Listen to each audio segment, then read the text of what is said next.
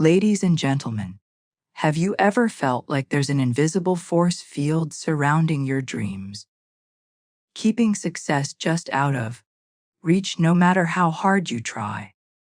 You work tirelessly, you pray faithfully, you do everything right, yet somehow that breakthrough never comes. It's as if you're living behind glass walls. You can see the abundance on other side. You can almost touch it, but you just can't break through. What if I told you that Florence Scovel Shinn discovered a spiritual technology so powerful that it can shatter these invisible barriers in just 60 seconds a day? Now, before we dive deep into this life-changing revelation, I need you to do something for me. Hit that like button right now and drop a comment telling me where in the world you're watching from today. I absolutely love seeing our global community come together. And if you haven't already, make sure to subscribe and turn on that notification bell, because what we're exploring in our upcoming videos will transform the way you understand spiritual abundance forever. Here's the truth that most people never realize. Those financial blockages you're experiencing aren't random. They're not bad luck.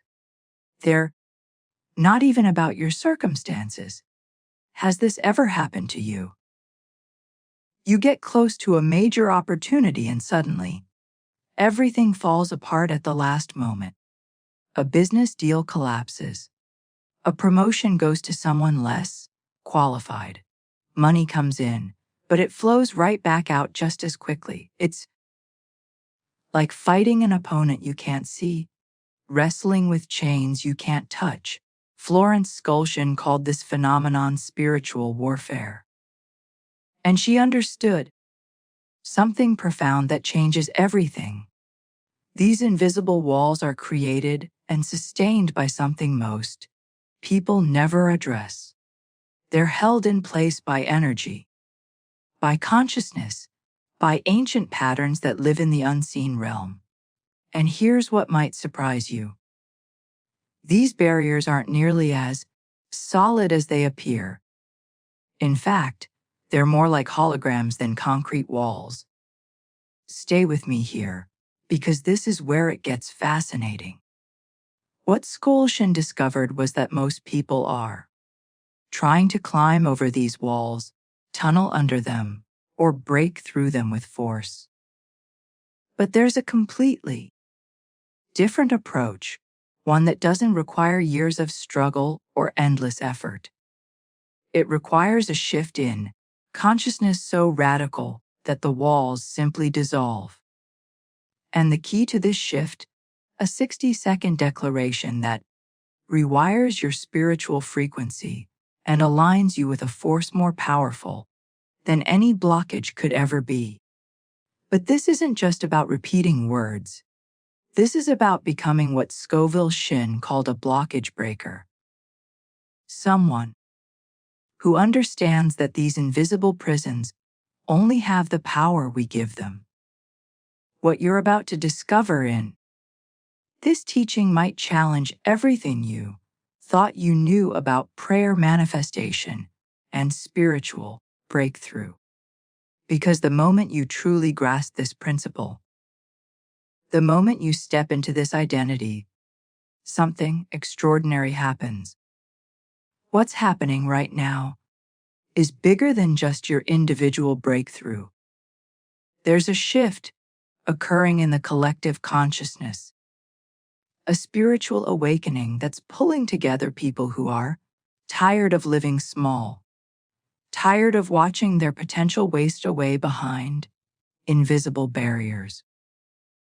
Florence Scovel Shinn understood that transformation isn't just a solo journey. When you step into this identity as a blockage breaker, you're not just changing your own reality. You're joining a movement of people who've made the same decision, who've chosen to stop accepting limitation as their destiny. This is about reclaiming what was always meant to be yours your divine inheritance, the abundance that flows naturally when the channels are cleared. Here's something most people don't realize about wealth and prosperity. The principles that create lasting abundance aren't new. They're not trendy manifestation techniques or modern self-help formulas. The truth is, there's ancient wisdom that's been used for thousands of years to build dynasties, to create generational wealth, to establish empires that lasted centuries. These aren't secrets in the sense that they were hidden. They're secrets because most people simply never learn to look in the right places. The Torah contains a complete wealth system, a set of spiritual laws about money, prosperity, and divine flow that have been tested across 3 millennia of human history. Think about this for a moment. Why do certain families, certain communities seem to have an almost supernatural ability to create and maintain wealth across generations? It's not just about business acumen or intelligence. There's something deeper at work. An understanding of how spiritual energy and material reality interact, how consciousness shapes circumstance, how aligning with certain universal principles opens doors that remain locked to everyone else. This is the hidden truth that changes everything once you grasp it. Now, I want to go even deeper into this, because what Scovel Shinn discovered wasn't just theory. She found that when you combine this ancient wisdom with the 60-second practice, something remarkable happens. The blockages don't just crack, they dissolve completely. But first, you need to understand exactly what these invisible walls are made of, why they have such power over your financial reality, and how your own consciousness might be the very thing keeping them in place. The revelations that follow will challenge your assumptions about how prosperity actually works. And more importantly, they'll show you the exact mechanism by which these barriers can be dismantled forever. If you want more of this real spiritual wisdom, subscribe now. This is just the beginning of what we're uncovering together. If this is resonating with you, if you're feeling that pull towards something greater, write in the comments right now. I'm ready for breakthrough. Let me see who's truly committed to this journey. Let's get brutally honest about what's really happening in your life. You wake up every day with good intentions. You work harder than most people around you. You're not lazy. You're not making excuses. You're genuinely putting in the effort. You pray.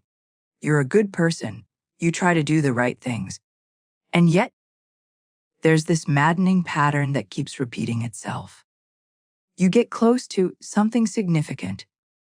You can feel success within your grasp. And then at the last possible moment, it evaporates. This isn't coincidence. This is the invisible wall doing exactly what it was designed to do, keeping you in place while you're moving forward. The most frustrating part of this experience is that you can't see what you're fighting against. If it were a visible obstacle, you could strategize. You could find a way around it. You could at least understand what you're dealing with. But this is different. It operates in the realm of the unseen, in the space between intention and manifestation, in that gap where dreams somehow transform into disappointments. You've experienced it countless times. The business opportunity that was guaranteed suddenly falls through because of circumstances beyond your control. The promotion used to someone less qualified, and nobody can really explain why. Money flows into your life, and just as quickly, Unexpected expenses drain it away. One step forward, two steps back, over and over again until you start wondering if you're cursed, if there's something fundamentally wrong with you, if you're simply not meant for greater things. This is the prison Florence Scovel Shinn was talking about. It's not made of concrete and steel. It's constructed from energy patterns, from unconscious beliefs, from spiritual blockages that most people don't even know exist. The walls are invisible, but their impact is devastatingly real. You can feel them every time opportunity slips through your fingers. You can sense them in that sinking feeling when yet another plan crumbles. The prison becomes so familiar that you start accepting it as normal, as just the way life is for you. But here's the revelation that changes everything. These walls only appear solid because you haven't yet learned what they're actually made of. The hidden truth is that every repeated failure, every pattern of almost but not quite success is actually showing you exactly where your invisible barriers are located. Most people see these patterns as evidence that they're destined to fail. But what if they're actually a map, a diagnostic tool revealing precisely where the blockages exist? This shift in perspective is the first crack in the prison walls. Because once you understand that these patterns aren't random, once you recognize them as symptoms of something deeper, you can finally begin to address the root cause rather than just treating the surface problems. If you've been experiencing this cycle, if you recognize yourself in what I'm describing, write in the comments, I see the pattern. Now, the ancient wisdom keepers had a name for these invisible barriers. In Kabbalistic tradition, they're called kippot, which literally translates to shells or husks. Imagine this for a moment. Your soul is like a brilliant light source, constantly radiating potential, creativity, and connection to divine abundance. But over time, through your words, your thoughts, your actions, and even through the negative energy that others direct toward you, layers begin to form around that light. These layers are the kippot, and they act like insulation, blocking the natural flow of blessing that's meant to reach you. This isn't mystical nonsense. It's a precise description of how spiritual energy actually works in the unseen dimensions of reality. Here's where this gets really interesting. You could be the most talented person in any room. You could have skills that far surpass everyone around you. You could have ideas that are genuinely brilliant, insights that could change industry's potential that's absolutely undeniable. But if your pipeline is blocked, if these shells have accumulated around your soul, none of that having the most advanced water filtration system connected to a clogged pipe. The water is there pure and abundant, flowing constantly from the source. But it can't reach you because the pathway is obstructed. You remain thirsty while standing next to an infinite supply. This is why so many people experience that bizarre phenomenon where they work twice as hard as others but get half the results. It's not about effort. It's not about worthiness. It's about flow. The Kabbalists call this divine flow Shia, and it's always streaming towards you, always available, never depleted. But these kippot, these spiritual blockages, they're like plaque buildup in an artery. They don't completely stop the flow. They just restrict it enough to create constant struggle, chronic limitation, perpetual almost but not quite success. The tragedy is that most people spend their entire lives trying to force more water through a blocked pipe instead of addressing the blockage itself. What creates these shells? Sometimes it's your own negative self-talk. The stories you tell yourself about why you can't, why you're not enough, why success isn't meant for you. Sometimes it's the accumulated weight of past failures, disappointments that calcified into beliefs about what's possible for you.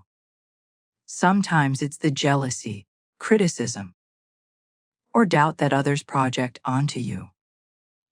Energy that attaches itself to your field and creates resistance. And here's the part that most people never consider. These layers build up gradually, almost imperceptibly, until one day you realize you're living in a spiritual cage, and you have no idea how you got there. The transformation begins when you understand that these blockages aren't permanent. They're not your destiny. They're just accumulated debris that can be cleared once you know the right method.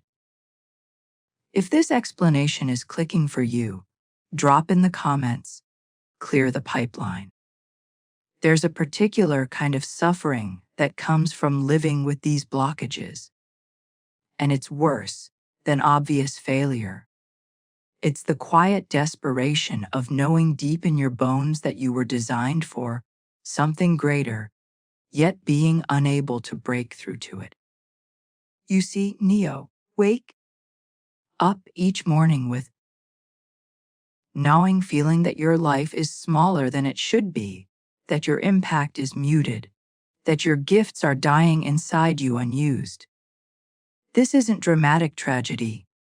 It's slow spiritual erosion, watching your potential leak away year after year, while you remain trapped behind invisible barriers you can't even name. The real agony isn't in never having dreams. It's in having them and while they're just beyond your reach. Close enough to see but impossible to grasp. What happens over time is even more insidious. The repeated failures, the constant disappointments, the endless cycle of hope followed by crushing setback. They don't just hurt in the moment. They leave residue. They create a poison that seeps into your consciousness. And that poison is cynicism. At first, you believe wholeheartedly that things will change. You pray with genuine faith. You take action with real conviction. You trust that breakthrough is coming. But after enough times of nothing changing enough prayers that seem to bounce off the ceiling, after enough plans that crumble despite your best efforts, something shifts inside you. You start to believe that maybe this manifestation stuff doesn't really work. Maybe prayers are just words we say to make ourselves feel better. Maybe God isn't listening, or worse, maybe just not the kind of person God listens to. This is where the true devastation occurs. The external walls were bad enough, but now they've migrated inward. Now they're part of your identity, woven into how you see yourself and your place in the universe. You become resigned to limitation. You lower your expectations. You stop dreaming big because the disappointment hurts too much. You tell yourself stories about being realistic, about accepting what is, about not getting your hopes up. But underneath all that rationalization, there's a deep grief for the life you know you were meant to live, but have convinced yourself you can't have. The prison isn't just around you anymore. It's inside you. And that's when it becomes almost unbreakable. Almost, but not quite. Florence Scovel Shinn understood that this cynicism is the final victory of the blockage. Once you believe that change is impossible, once you've internalized the walls, they no longer need to exert external force. You police yourself. You keep yourself small. You sabotage your own opportunities before they even fully form because deep down you don't believe they're meant for you anyway. The impact of this mindset ripples through every decision you make, every risk you don't take, every dream you abandon before it has a chance to materialize. But here's what she also discovered. This poison has an antidote, and it's more powerful than you might imagine. If you felt this cynicism creeping in, if you recognize this slow death of hope, right? I'm ready to believe again. Florence Scovel Shinn herself wasn't immune to these invisible barriers. In Xiao Rei, fact her own journey through them is what gave her such profound insight into how they operate. She was what you might call a millionaire in a cage, someone who had already achieved a level of success that most people only dream about. Yet she could feel the walls around her just as acutely as someone struggling to pay rent. She had built her wealth into the 8 figures, which by any conventional measure is extraordinary success. But she knew in her soul that she was capable of so much more. She could see the billion-dollar vision clearly in her mind, could feel it calling to her. But every time she reached for it, she hit that same invisible barrier. The frustration of being successful yet blocked is perhaps even worse than starting from zero, because you know you have what it takes. You've already proven yourself capable, yet something keeps preventing you from reaching that next level. What made it even more maddening for her was the pattern. It wasn't random bad luck or scattered obstacles. It was precise, almost mathematical in its consistency. She would identify a game-changing opportunity, something that would catapult her into that billion-dollar realm she was reaching for. She'd do all the preparation, line up all the pieces, get everything ready to move forward, and then at the critical moment, the moment when success seemed inevitable, something would collapse. A partner who was completely committed would suddenly back out for reasons that made no logical sense. Zoning laws that had been stable for decades would inexplicably change right before a major development deal closed. Key employees she'd invested years in training would abruptly quit at the worst possible time. It happened so consistently that she started to recognize it as a pattern, like was an invisible hand systematically dismantling her biggest opportunities right before they could materialize. If this resonated with you, hit that like button. It helps this message reach the people who need it most. This is when she realized she wasn't just dealing with bad timing or unfortunate circumstances. She was dealing with something operating in the spiritual realm, something that had an intelligence to it, a precision that revealed its true nature.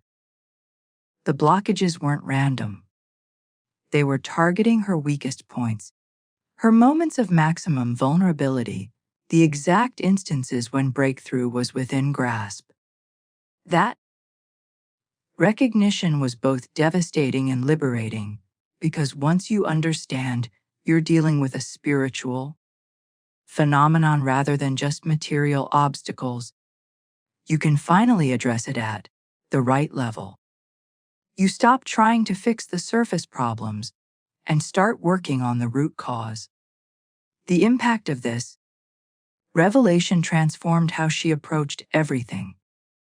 She stopped seeing each failure as an isolated incident and started recognizing them as symptoms of a deeper issue that needed a spiritual solution, not just better strategy or harder work. If you've experienced this same pattern of near success followed by inexplicable failure, comment, I recognize this pattern. What made Florence's struggle even more painful was that she was doing everything she thought she was supposed to do. She wasn't neglecting her spiritual practice.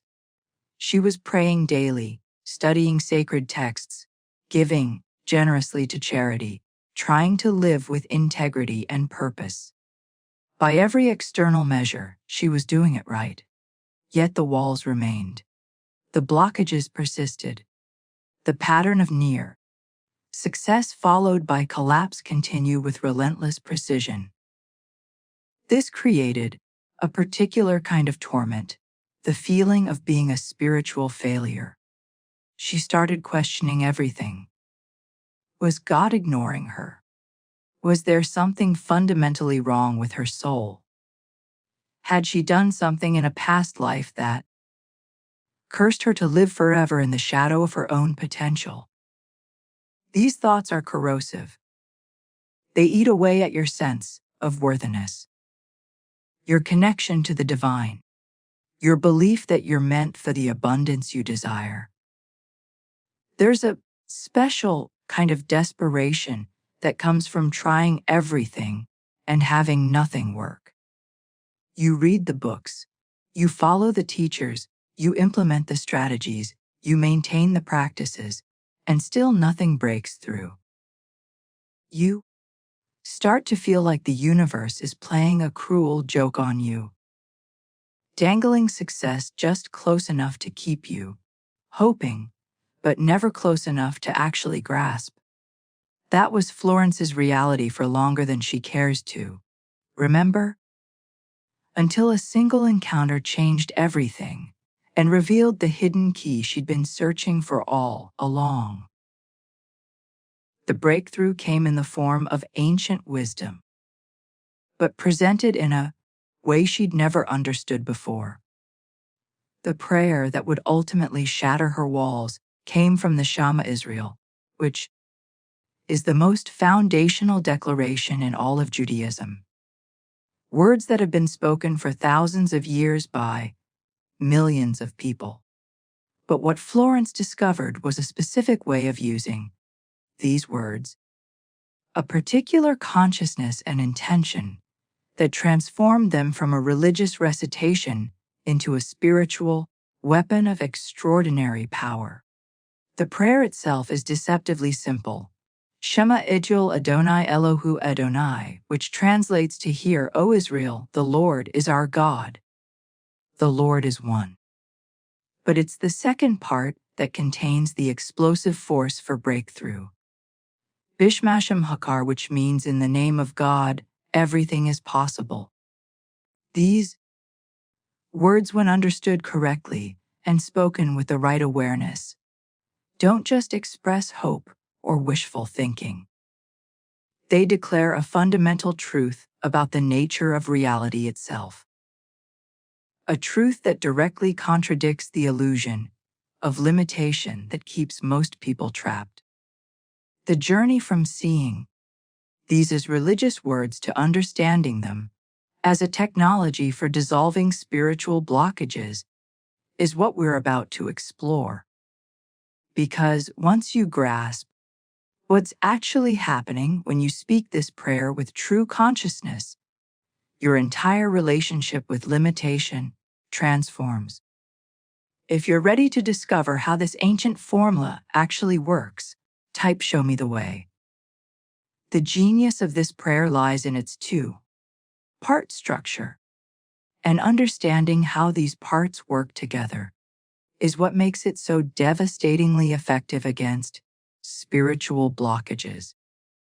The first part, Shema Israel Adonai Elohu Adonai, is doing something most people completely miss.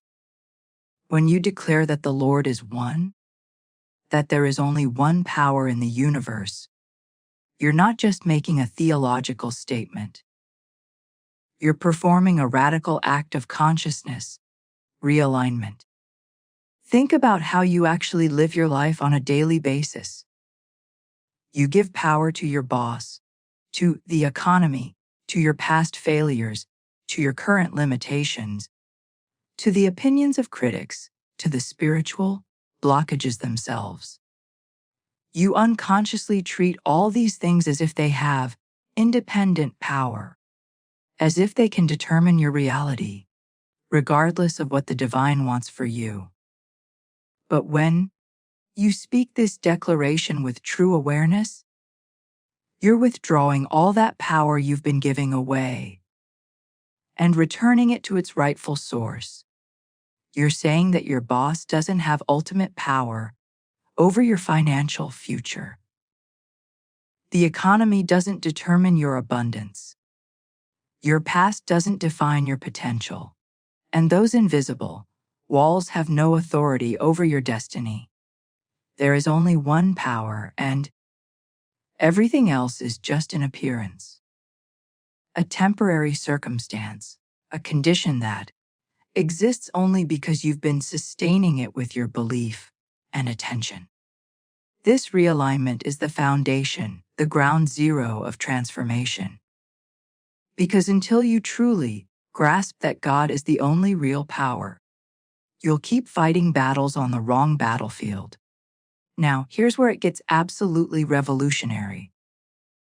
The second part of the prayer, Bisham Hashem, Hakar, takes that theological truth and converts it into operational reality. If God is truly the only power and God is infinite, then by definition, everything is possible.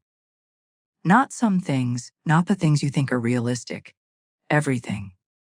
This isn't positive thinking or motivational fluff. This is logical necessity. If there's only one power and that power is unlimited, then any limitation you're experiencing must be an illusion, a hologram, a story you've been believing that has no actual substance. When you invoke these words, in the name of God, everything is possible.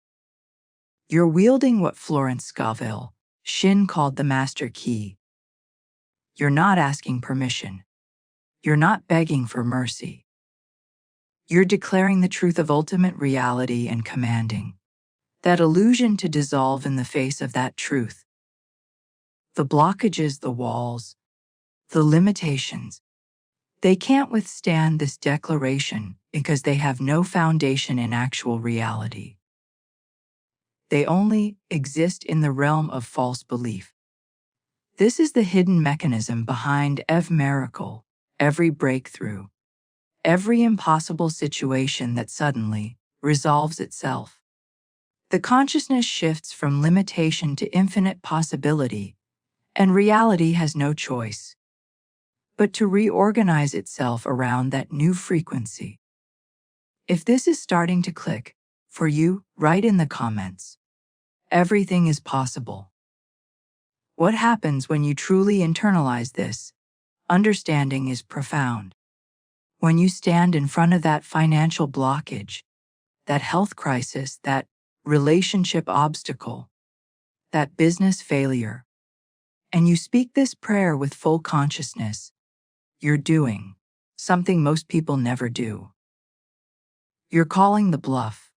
You're exposing the illusion for what it really is. That wall in front of you, that limitation, that seems so solid and immovable. It only has the power you've been given through your belief, your fear, your acceptance of it is real. The moment you invoke the name of the one true power and declare that everything is possible, you're withdrawing your agreement to the illusion's existence. You're essentially saying to that blockage, you have no independent authority here. You exist only because I've been sustaining you with my consciousness, and I'm done doing that. This is where most spiritual teaching gets it completely wrong. They tell you to ask nicely, to hope, to wish, to pray with humility and patience, for God to maybe possibly, if it's in the divine plan, remove your obstacles someday. But that approach fundamentally misunderstands the nature of your relationship with the divine and the nature of these blockages. Florence Scovel Shinn discovered that this prayer isn't a polite request. It's a spiritual command. You're not begging for help. You're declaring cosmic truth and demanding that the false reality bow before the real one. This might sound arrogant until you understand that you're not commanding God. You're commanding the illusion to dissolve in the presence of God's unity. Think about it this way. If you're the child of a king, you don't ask the palace guards for permission to enter your own home. You walk in with the authority that comes from your identity. When you understand that you're a divine being, created in the image of infinite source, you realize you have the right, the authority, the spiritual jurisdiction to command illusions to disperse. The blockages aren't your masters. They're squatters in territory that belongs to you. And this prayer is your eviction, notice. You're reminding the entire universe of the chain of command, clarifying who actually has authority here, re-establishing the proper order of reality. The impact of this shift from supplicant to sovereign is immediate in your energy field. The universe responds to authority, not to begging. When you approach your limitations with the consciousness of a victim asking for rescue, you reinforce their power. But when you approach them with the consciousness of a prince reclaiming stolen territory, everything changes. The very tone of your being shifts. And that shift is what begins to dissolve the walls. You're not trying to break through anymore. You're simply refusing to acknowledge their legitimacy. And a wall that isn't acknowledged can't maintain its structure. If you're ready to step into this authority, comment, I reclaim my power. Here's what this prayer actually does in practical terms. Imagine your life as a company, and imagine that you've unknowingly given executive power to all the wrong things. Your fear sits in the boardroom making decisions about which opportunities you pursue. Your past failures have veto power over your new ventures. Other people's opinions determine your strategy. The economy controls your budget. Your doubts run your marketing department. Your limiting beliefs manage your growth projections. All these forces have been operating as if they're in charge, as if they have legitimate authority over your destiny. And you've been taking orders from them like they're the actual executives of your life. But here's the revelation that changes the entire organizational structure. There's only one CEO, only one ultimate authority, and that's the divine source itself. Everything else, all those voices and forces you've been obeying, they're just middle management at best. Actually, they're not even that legitimate. They're more like squatters pretending to have authority they never actually possessed. When you speak this prayer with true understanding, you're walking into the boardroom of your existence and systematically firing every false authority. You're stripping them of the power you mistakenly granted, you them and re-establish in the proper hierarchy. This isn't rebellion. It's restoration of divine order. Florence's personal transformation happened at one of the most spiritually charged locations on earth, the Western Wall in Jerusalem. She had traveled there in desperation, her soul heavy with the weight of repeated failures and unanswered questions. She stood there, pouring out her heart, essentially complaining to God about this invisible barrier that kept destroying her biggest opportunities right before they could manifest.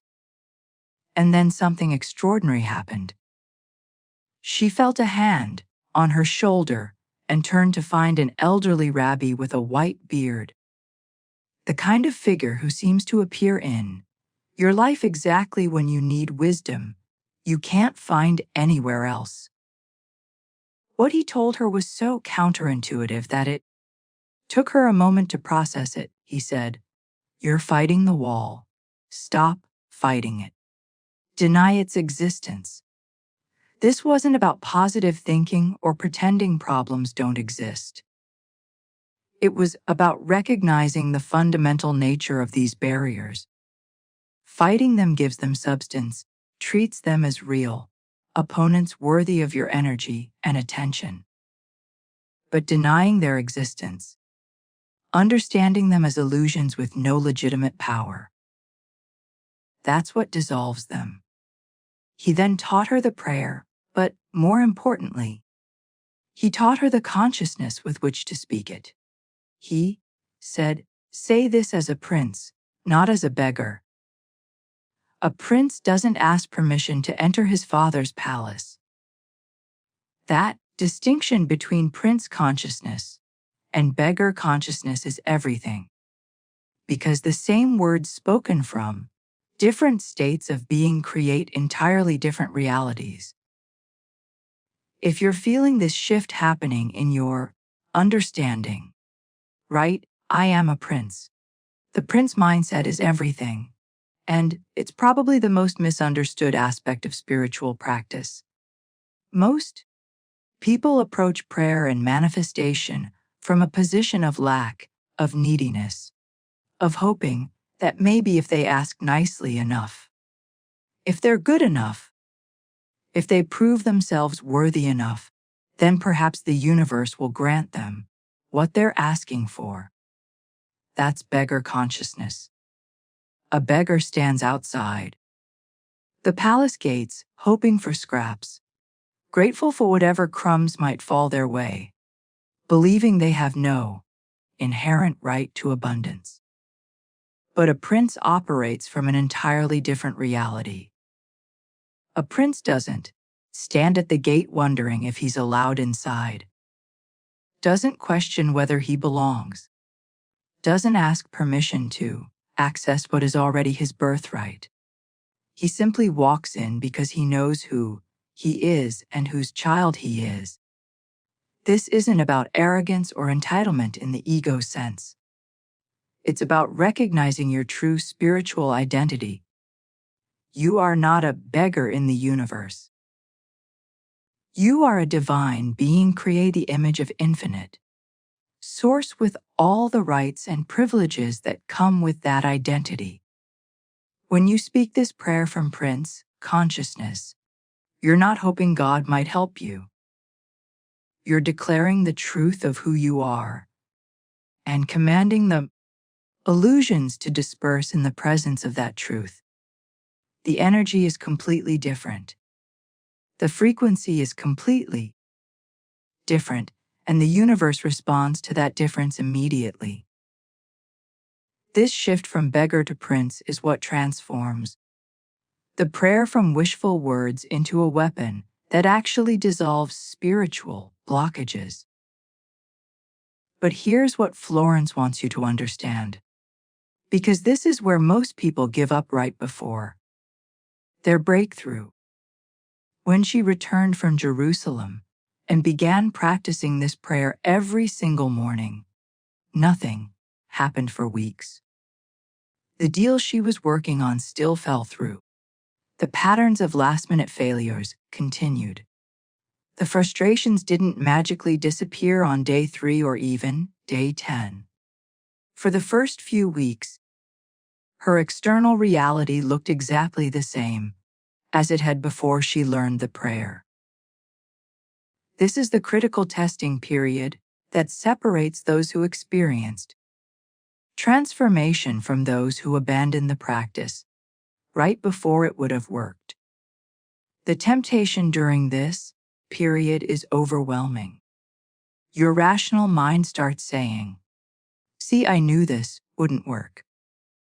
It's just more spiritual nonsense that sounds good, but doesn't actually change anything."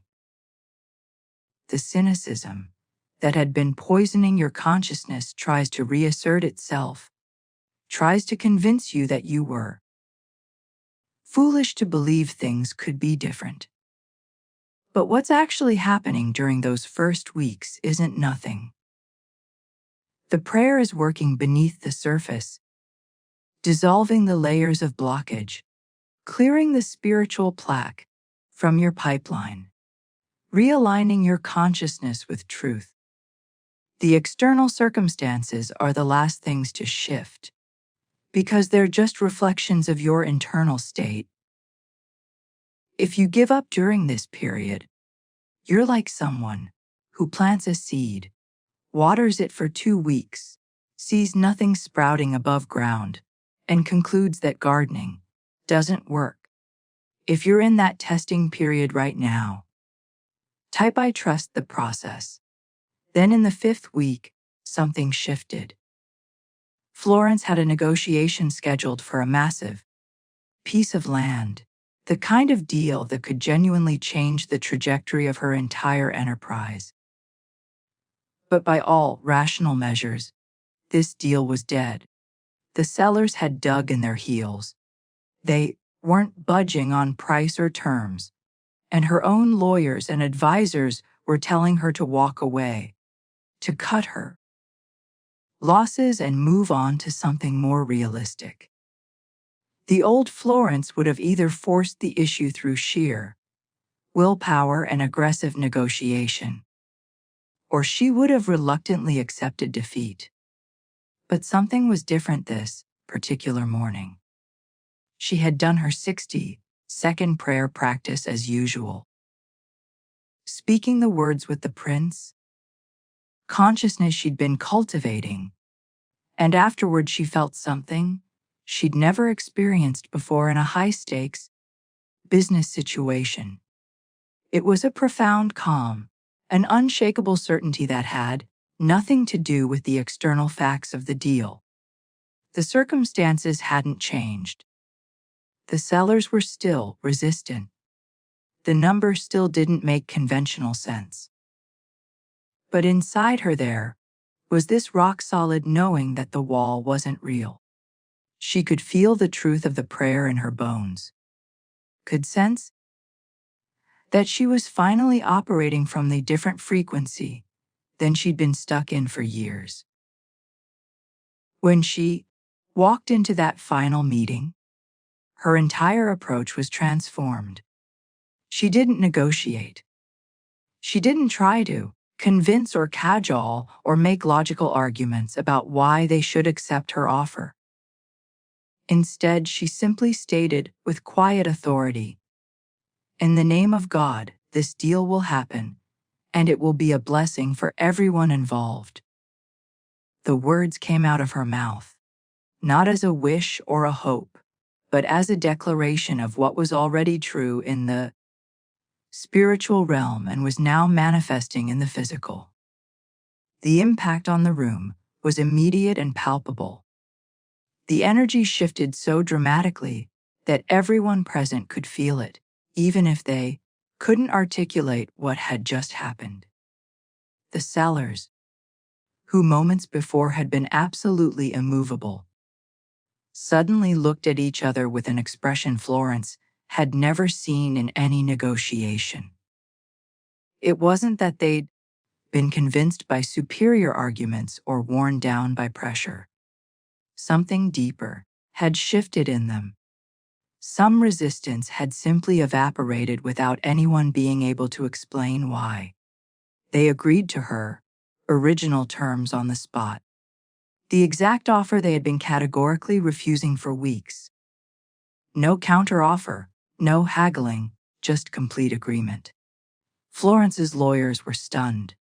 The sellers themselves seemed almost confused by their own decision, unable to fully explain why they'd suddenly changed their position. But Florence understood exactly what had happened. The wall hadn't been climbed over or broken through with force. If this kind of breakthrough feels possible to you, now, right, the wall is dissolving. The wall had simply dissolved. Not cracked, not climbed over, not broken through with force or strategy. It vanished. Because Florence had finally stopped giving it the one thing that kept it solid. Her belief in its power. That single land deal became the cornerstone of everything that followed. It was the catalyst that propelled her into the dollar realm she'd been reaching for all those years. But here's what's crucial to understand about what actually happened in that moment. The prayer didn't change the seller's minds. It didn't manipulate external circumstances or bend reality to her will. What it did was far more profound. It transformed Florence herself. She walked into that room as a completely different person than she'd been 5 weeks earlier. Her core identity had shifted from someone fighting against barriers to someone who understood those barriers were illusions. Her spiritual frequency had realigned with truth rather than limitation. And because the universe operates as a perfect mirror, reflecting back to you whatever consciousness you're broadcasting, her external reality had no choice but to reorganize itself around this new frequency. This is the hidden mechanism behind every miracle, every breakthrough, every impossible situation that suddenly resolves. The circumstances didn't change first. The person changed and the circumstances followed. What Florence discovered in that moment was something that mystics have known for millennia, but that most people never grasp. The wall was never actually there. It was a ghost, a phantom, a holographic projection sustained entirely by her belief in it. All those years of struggle, all those deals that collapsed at the last minute, all those patterns of near success followed by failure, they weren't evidence of some external force blocking her path. They were reflections of an internal blockage, a consciousness that believed in limitation despite all her prayers and efforts to the contrary. The moment she withdrew her belief, the moment she truly embodied the truth that there's only one power and everything is possible, the ghost vanished because it had nothing left to feed on. This is why the practice works when nothing else does. You're not trying to fix problems or overcome obstacles or convince the universe to give you what you want. You're simply turning on the light to reveal that the monsters were always just shadows. The Clio, those shells around your soul, they're parasites that survive only on your belief in their reality. They have no independent existence, no power source of their own. They're sustained entirely by the energy you feed them through your fear, your doubt, your acceptance of limitation as inevitable. Cut off that food supply, withdraw your belief, and they starve. Starved parasite cannot maintain its grip. The transformation that happens when you truly understand this principle ripples through every area of your existence. If you're beginning to see how this works, comment, "I see the truth," now.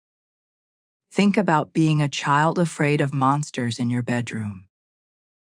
In the darkness, that shadow cast by your coat, hanging on the door, looks like a terrifying creature. Your heart races. Your breath quickens, your whole body tenses with fear. The monster feels absolutely real. But then someone turns on the light, and in an instant you see it was never a monster at all. It was just a coat. A harmless piece of fabric that your mind transformed into something threatening in the darkness. The fear was real. The physical sensations were real. But the monster itself never existed. This is exactly what's happening with your financial blockages, your limitations, your invisible walls. They feel solid. They produce real effects in your life, but their substance is borrowed entirely from your belief in them. The work Florence Scovel is guiding you through isn't about developing superpowers or manipulating reality. It's about turning on the light. The 60-second prayer is the light switch. When you speak those words with true consciousness, you're illuminating the truth of actually versus what you've been perceiving in the darkness of limitation consciousness. The Klepo can't survive in that light because they have no independent existence. They're not opponents to be fought or walls to be broken down. They're misperceptions to be corrected. And the moment you see clearly, they dissolve. But here's where we move from theory into practice, from understanding into transformation. You can't clear a blockage you won't acknowledge. You can't dissolve a wall you refuse to see. The first step in this protocol requires brutal honesty with yourself about what's actually blocking you right now. Not in general, not someday, but specifically in this moment. What is the primary financial prison you're living in? Is it debt that keeps mounting no matter how much you try to pay it down? Is it an income ceiling you've been hitting for years, where no matter how hard you work, you can't seem to break past a certain number? Is it a business that refuses to grow beyond its current plateau despite all your efforts and strategies? You need to get specific here. Vague. Awareness produces vague results. The precision with which you identify your wall determines the effectiveness of your breakthrough. Take a moment right now. Not later, not when you have more time, but right now. Get a piece of paper or open a note on your phone. Write down in clear, honest language exactly what wall you're facing. Name your prison. Describe the pattern. Be as specific as possible about how this limitation shows up in your life. This act of naming is itself a form of power, reclamation, because what you can name you can address. What remains unnamed stays in the shadows, continues to operate unconsciously, maintains its grip on your reality. If you've just identified your wall, drop in the comments what kind of blockage you're facing. Debt, income ceiling, business plateau, or whatever your specific prison is. Now that you've identified your specific wall, you're ready for the core practice that will dissolve it. This is where intention meets action, where spiritual understanding transforms into tangible results. Every single morning for the next 30 days, before you check your phone, before you dive into emails, before the chaos of the day pulls you in 1,000 directions, you're going to create a sacred 60 seconds for breakthrough.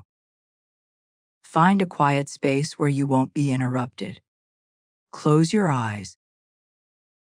Take 3 deep breaths to center yourself in the present moment, to drop out of the mental chatter and into a deeper state of awareness. Then you're going to speak the prayer we've been exploring. But you're going to speak it with everything you've learned about Prince consciousness, about the nature of illusions, that there is only one power.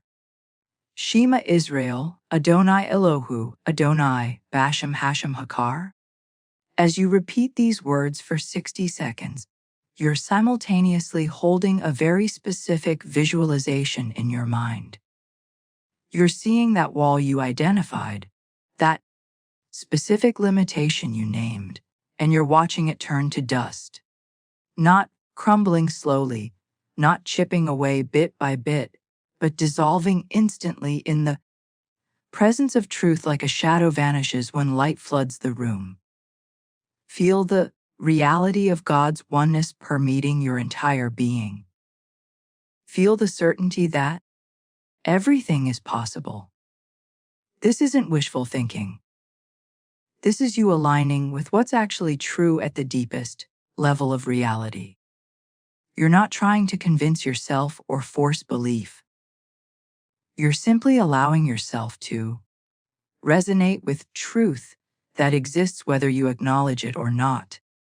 Those 60 seconds are your daily recalibration, your reset button that pulls you out of limitation consciousness and back into alignment with infinite possibility. But here's where most people miss the crucial element that makes this practice actually work. The prayer creates the internal shift, but that shift must be followed by external alignment. After you finish your 60-second declaration, you must go about your day as if the wall is already gone. This is the faith component that activates everything.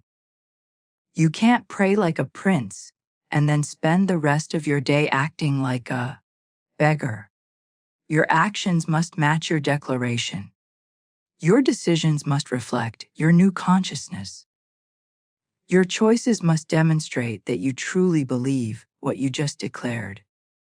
If your wall is debt, you create a repayment plan, not from panic or desperation, but from calm, certainty that the resources will appear. If your wall is an income ceiling, you ask for that raise or increase your prices with the quiet confidence of someone who knows their value and expects it to be recognized. The action is what tells the universe, and more importantly tells your own subconscious mind that you're serious about this transformation. Faith without corresponding action is just a pleasant meditation. But faith expressed through aligned behavior becomes the bridge between spiritual truth and physical manifestation. If you're committing to this practice right now, I'm starting today. The ancient wisdom texts are clear on this point. Faith without works is dead. It's not enough to pray powerfully and then sit back waiting for miracles to fall from the sky. The prayer opens the channel, shifts your consciousness, dissolves the internal blockage. But you must then walk through the opening that's been created. Your actions are the physical manifestation of your faith, the evidence that you truly believe what you declared in those 60 seconds. When your behavior contradicts your prayer, you're sending mixed signals to the universe. And mixed signals produce confused results. This is where the transformation moves from the spiritual realm into tangible reality. Let me share what happened with someone who truly understood this principle. David was a salesman who had been earning essentially the same income for 5 consecutive years. He was good at his job, consistently hit his quotas, did everything right, but there was an invisible ceiling. He couldn't break through. Every year his income would fluctuate slightly, but always settle back around the same number, as if there was a magnetic force pulling him back to that level no matter what he did. He started the 60-second prayer protocol, and on day 10 something shifted in him. He woke up that morning after his prayer practice with a clarity and certainty he'd never experienced before. It wasn't confidence in the traditional sense. It was deeper than that. It was a knowing that the ceiling was an illusion, and he was done pretending it was real. He walked into his boss's office that same day, and instead of nervously requesting a raise like he might have done before, instead of building a case and hoping for approval, he calmly presented his new compensation structure. He didn't frame it as a question or a negotiation. He stated as a fact, explained that this was his new rate, and discussed how they would implement it. The energy he brought into that conversation was completely different from anything his boss had experienced from him before. There was no desperation, no pleading, no trying to convince, just quiet, unshakable certainty. His boss, who had known David for years and had always seen him as competent but somewhat timid, was genuinely stunned by this transformation. And here's what's remarkable on the spot: to a 50% raise. Not 20%, not 30%, but exactly what David had stated. No counteroffer, no negotiation. Just immediate agreement. What happened in Rum wasn't that David developed better persuasion skills or made a more compelling logical argument. What happened was that David had stepped into a new identity, and his boss was simply responding to the frequency David was now broadcasting. The universe always mirrors back what you truly embody. And David was embodying someone for whom that income ceiling no longer existed. If you're ready to take that kind of bold action, right, I'm stepping into my new identity.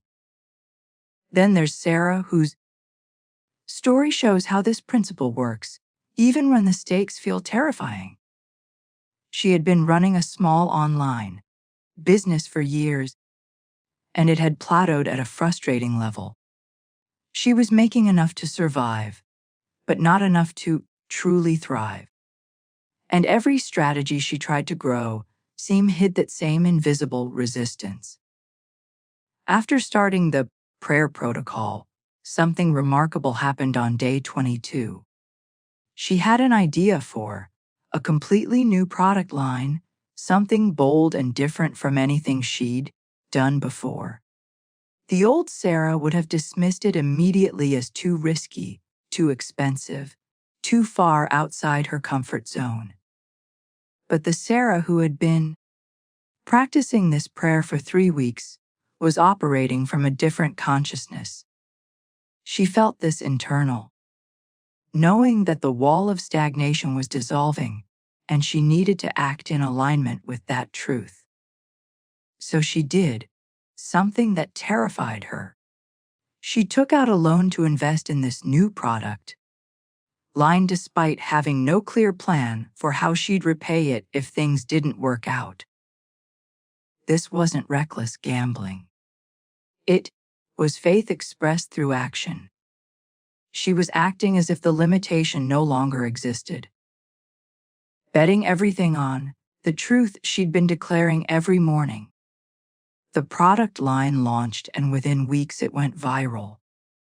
Something about it resonated with people in a way she could never have predicted. Her business exploded, growing 500% in a single year. She repaid that terrifying loan in 3 months and built something far beyond what she'd been stuck in for years. The breakthrough didn't come from better business strategy. It came from her willingness to act from her new identity before the external evidence confirmed it was safe. Michael's story reveals yet another dimension of how this works.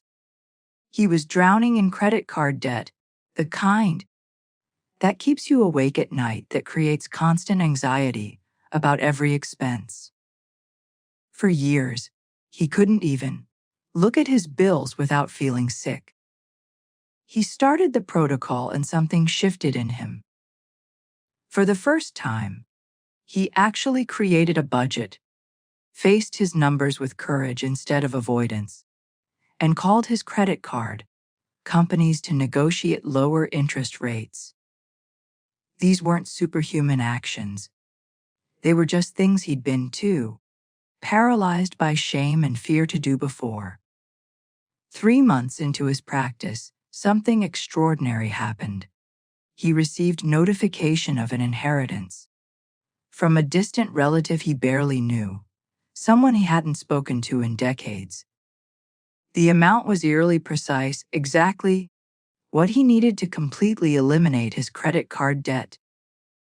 Not close, not approximately, but exact to the dollar.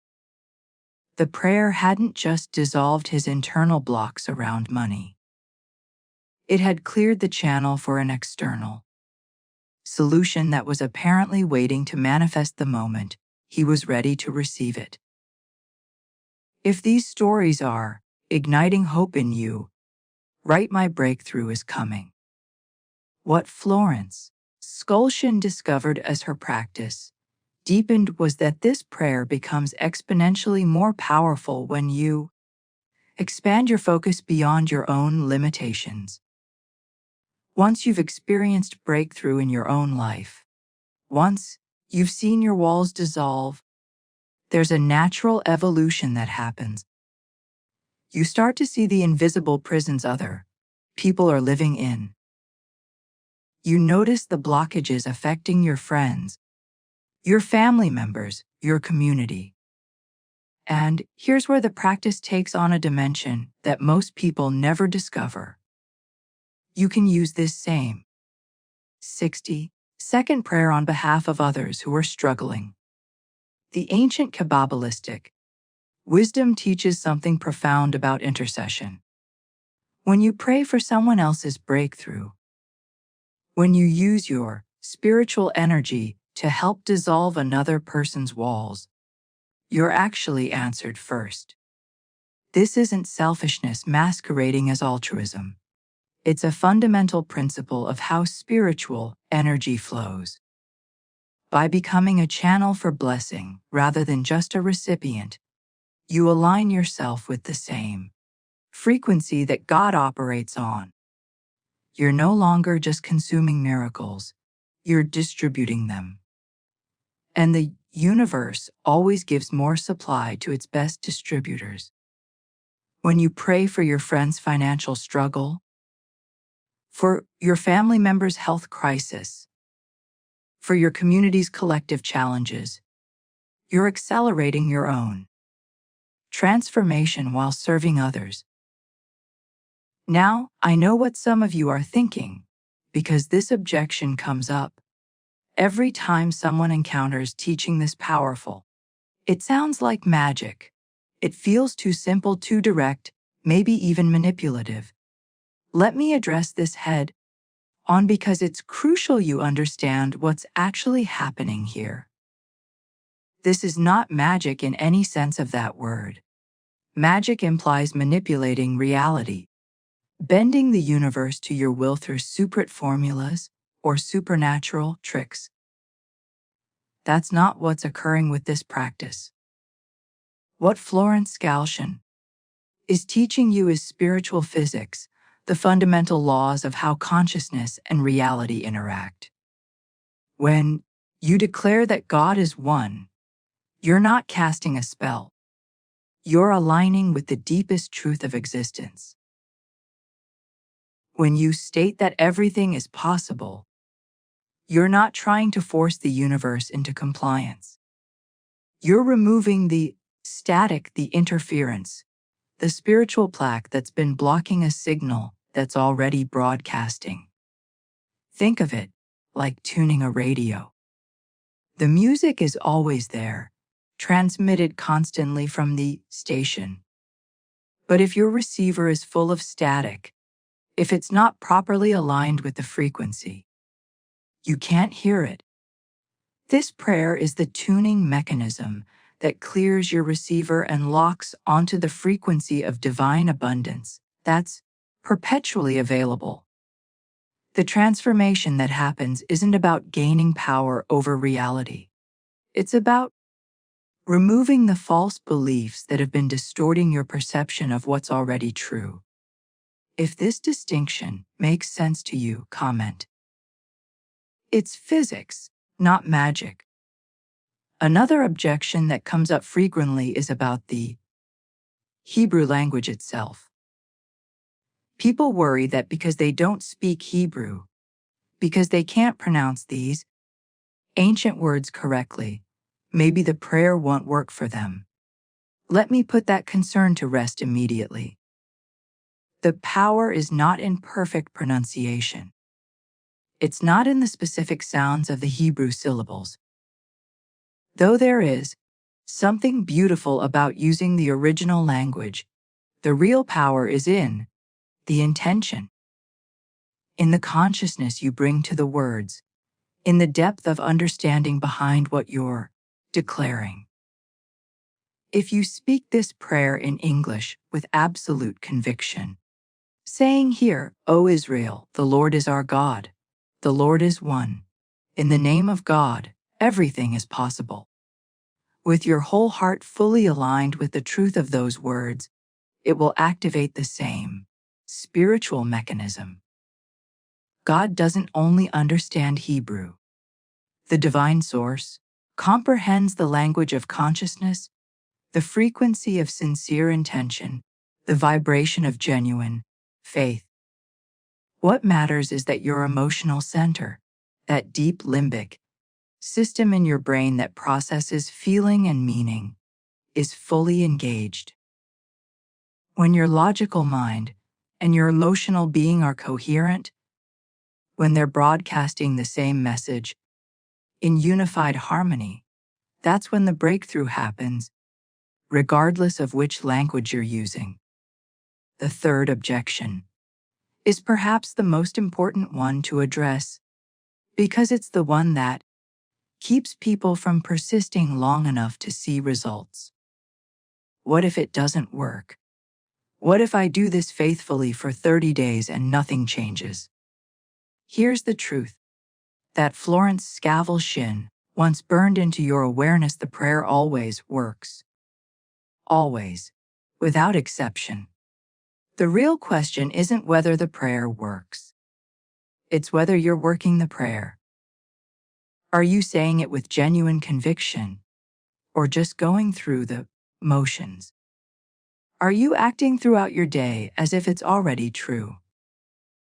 Or are you praying like a prince and then living like a beggar? Are you persisting through the weeks when nothing seems to be changing externally, trusting that the internal shift is happening even when you can't see evidence yet? Think of it this way. Your role is to plant the seed and water it consistently. That's your responsibility, and it's the only part you can control. You don't make the seed grow. You can't force it to sprout faster by digging it up to check on it every day. The growth mechanism is built into the seed itself, and the divine intelligence handles that part. Your job is simply to show up with your 60 seconds every morning, to act in alignment with your declaration, and to trust the process even when your rational mind screams that nothing is happening. The gap between planting and harvest is where most people abandon the practice, right before the breakthrough would have occurred. If you're committed to seeing this through, no matter how long it takes, right? I will persist. So, let's make this immediately practical. There are 3 actions you're going to take tonight. Not next week, not when you feel ready, but tonight before you go to sleep. The first is something we already touched on, but now you're going to do it with even more precision. You're going to name your wall with brutal, unflinching honesty. No sugarcoating, no making it sound less serious than it is. Write down exactly what financial prison you're living in right now. The more specific and honest you are, the more powerful your breakthrough will be. The second action is to set up your accountability system. Take out your phone right now and create a recurring alarm for 60 seconds every single morning. Label it breakthrough in all capital letters. This isn't a suggestion. It's a non-negotiable commitment you're making to yourself. That alarm is your daily appointment with transformation. And you don't miss appointments that matter. Choose a time when you can be alone and undisturbed, even if it means waking up 10 minutes earlier than usual. Those 60 seconds are the most important investment you'll make in your future. The third action requires courage because it's where faith becomes visible. You're going to decide right now on one specific action you'll take tomorrow that demonstrates you believe the wall is already gone. This can't be something comfortable or easy. It needs to be something that makes you slightly nervous, something the old you would avoid. If your wall is debt, maybe it's calling that creditor you've been afraid to contact. If it's an income ceiling, maybe it's having that conversation about your value. If it's a stagnant business, maybe it's investing in that marketing campaign you've been hesitating on. The discomfort you feel is actually the sound to your prison bar is beginning to bend. The first physical evidence that the wall is losing its grip on you. But here's something Florence Scovel Shinn understood that amplifies everything exponentially. The ancient Talmud teaches that a prisoner cannot free himself from prison. Sometimes you need someone on the outside holding the key for you. Maintaining faith when yours wavers. This is why finding a breakthrough partner is so crucial. You need to identify one person who's also committed to this journey. Someone you can share your wall with while they share theirs. Every single day you send each other a simple text. The wall is dust. That's it. Just those 4 words. This creates what the Jewish tradition calls a minyan, a quorum that generates collective spiritual power far beyond what either of you could access alone. When your faith is weak, their faith holds you up. When they're struggling to believe, your certainty becomes their anchor. Together, you form an unbreakable fortress of belief that the wall simply cannot penetrate. If you're ready to find or be that partner for someone, right? Looking for my breakthrough partner. So here we are. You've made it through this entire journey with me. And that means something. It means you're serious about this. It means you're not just consuming content. You're actually ready for transformation. The fact that you're still here tells me you're part of that spiritual army we talked about at the beginning. The people who refuse to accept limitation as their destiny. If you found value in what we've explored together today, if something here resonated with your soul, do me a favor and subscribe to this channel. This isn't just random spiritual content. This is ancient wisdom that actually works, delivered in a way that makes sense for how we live now. There's so much more we're going to uncover together, and I don't want you to miss any of it. And let me know you made it to the end by writing in the comments. This message was meant for me. I read every single comment, and there's something powerful about declaring your commitment publicly. It makes it real. It creates accountability. It connects you with everyone else on this same journey. If this video sparked something in you, hit that like button.